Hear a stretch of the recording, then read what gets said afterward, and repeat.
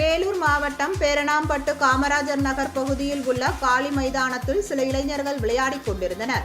அப்பொழுது அங்கு பாம்பு ஒன்று இருந்ததை கண்டு அதிர்ச்சி அடைந்தனர். பின்னர் அருகே சென்று பார்த்தபோது அது நாகப்பாம்பு என்பது தெரியவந்தது.